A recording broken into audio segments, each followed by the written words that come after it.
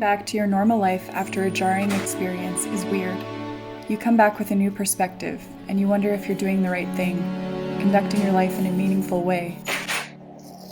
Does it even matter? Dad is still waking up after being in a drug-induced coma. We aren't sure if his body's attempting to restart on its own. We aren't sure if all the cancer is gone. The sepsis has left him too fragile for chemotherapy. At this point, we're mostly worried about his cognitive function, whether or not he'll be all there. The doctor told me he won't be the same. Would it be better to let him die? Will he suffer forever?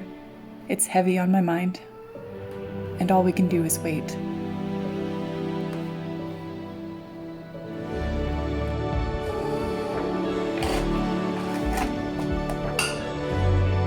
Life has been so crazy, I haven't had time to change my tires, so we'll do that today.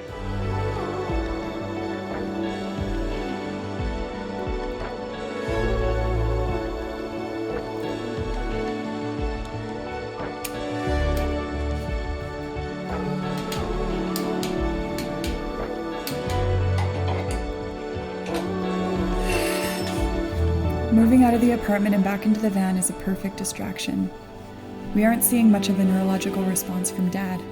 He started waking up after I left Lethbridge, but today he's less willing to open his eyes. He's showing no motor skills yet. He won't wiggle a finger. His dialysis has been put on hold to see if that will take some stress off his body. This may help him wake up.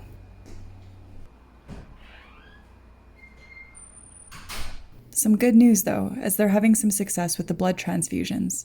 His platelet count has gone from 6 to 26. It's still low, but this is much better.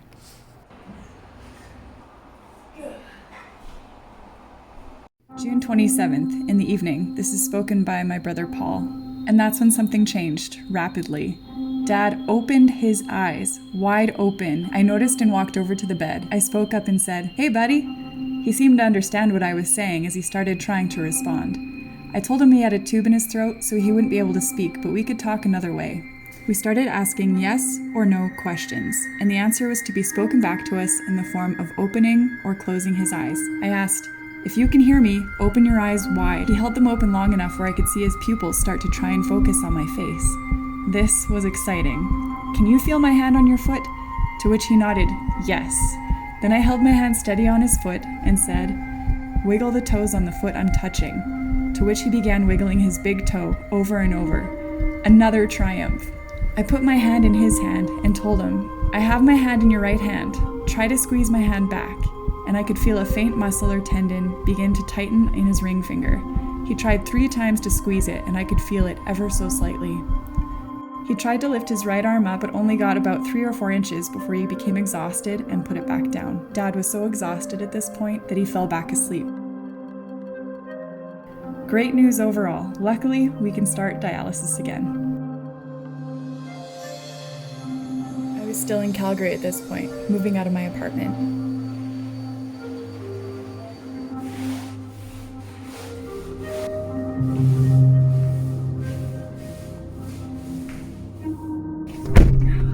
And that's it. I'm out. I just gotta drop some of these things off, and I'm off to Lethbridge. This is weird. Here we go.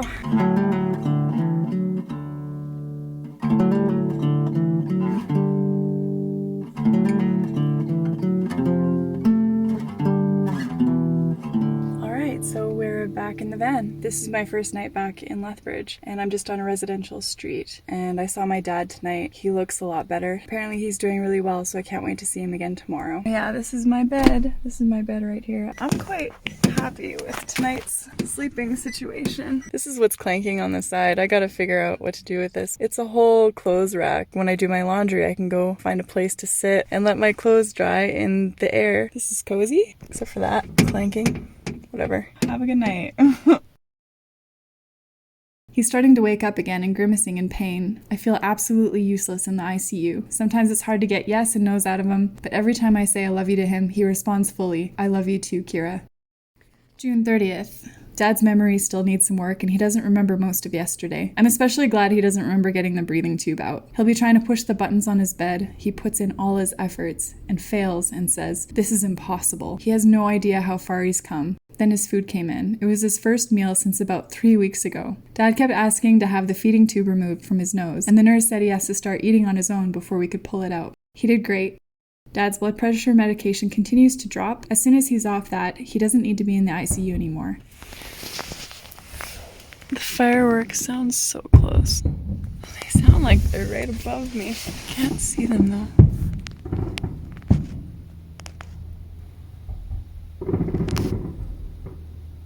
Not too much progress with independent muscle movements today, but we give him a break when he's had dialysis, since that can tucker him out. He seems to be speaking with a bit more ease than the day before. He takes a long time to answer questions. It's difficult for him to focus, and his memory is pretty shoddy. We'll get there. July 2nd. Dad's blood pressure held strong throughout dialysis yesterday, which is great. That's probably the only news I have. July 3rd. The man on one side of Glade died yesterday, and today the man on the other side of him died as well. Sad to see everyone working so hard to save life, and it's just not meant to be. We feel for their families and realize how easily we could have been them. I have found a prime sleeping spot tonight, and it's raining and it's cozy, and I'm by a fence. Nobody seems to care that I'm here as long as I don't attract too much attention to myself, which means I have to turn this light off, but I'm gonna get ready for bed and have a nice little sleep. I love the rain. Listen to that. It's my favorite thing. All right, good night. I seem to be having some leakage. There's a lot of water here. Is it coming from my fan? What the heck? What? Oh my gosh. It's dripping down here? I don't know. This does not feel wet. It doesn't appear to be on my bedding. Maybe my door isn't shut. It started over here. And it's all wet back here. It seems to be coming from maybe here. It's wet here too. It's tomorrow's problem. I can still sleep in here, it's fine. When you have a van like this, you always have to keep on top of everything, and if you don't have time, well, you're kind of screwed. But I'm not screwed, because I can still sleep in here, but whatever. Another day done.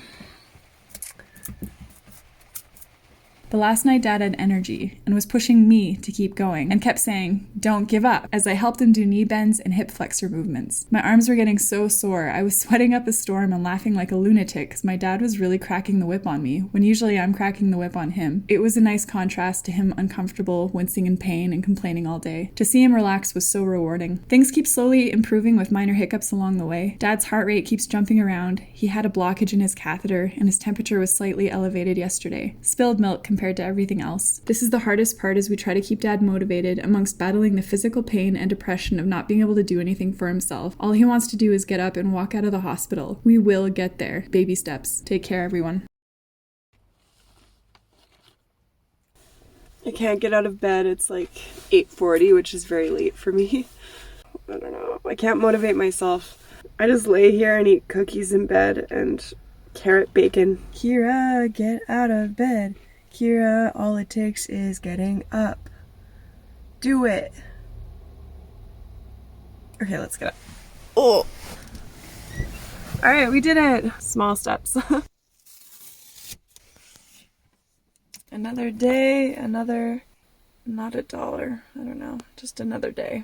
Becoming a little bit deflated. I don't even know what day it is anymore. Stretches. Good morning. Let's get up. So yes, I probably look like negative $1 million. I don't care. Also helping Dad with physio uses a lot of upper body strength. It's good, I'll get nice and strong. Yeah, I think I'm gonna use a lot of the morning to spend time with myself, then go to the hospital later. I don't want to burn myself out taking care of Dad.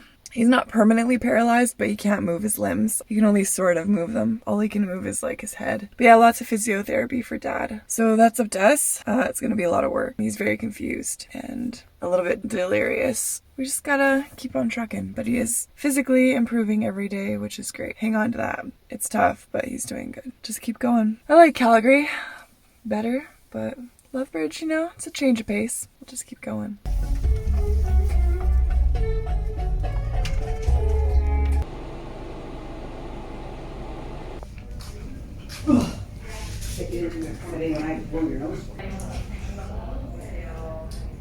Take all that nice cold floor.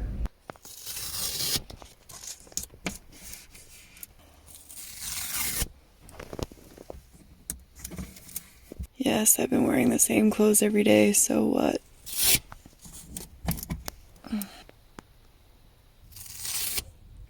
What? I ripped it.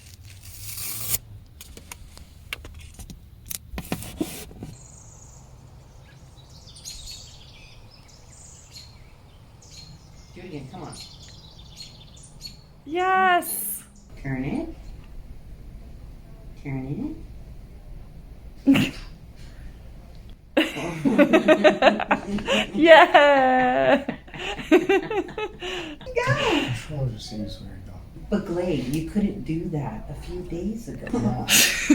See, now you're even like gesturing. Like, you couldn't do that before. Yeah, with your left, look at you. Good morning.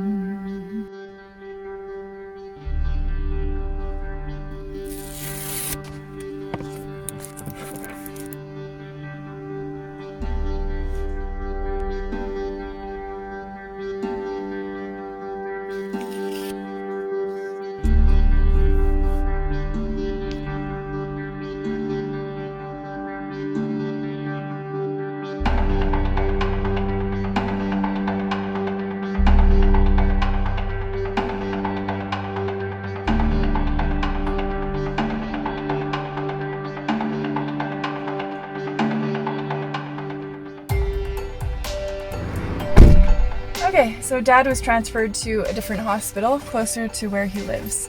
It's in a rural kind of town. I've got all his stuff. I'm gonna take him all his stuff and get him settled in. Yeah, I'm smelling a road trip coming. He's getting more independent and things are pretty good, so we're very optimistic about his recovery. It's been a crazy month. Yeah, lots of emotions. It was very scary, but also a lot of triumphs along the way. It's been good. So, yeah. It's almost time for me to move on and enjoy the rest of my summer.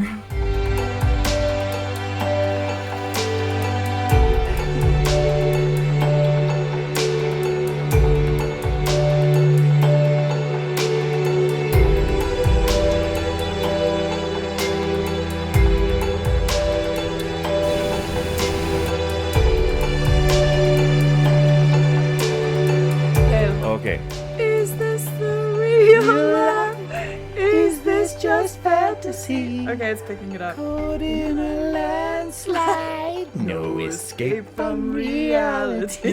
That's just awful. Open your eyes. My voice is bad. Look up to the skies and see.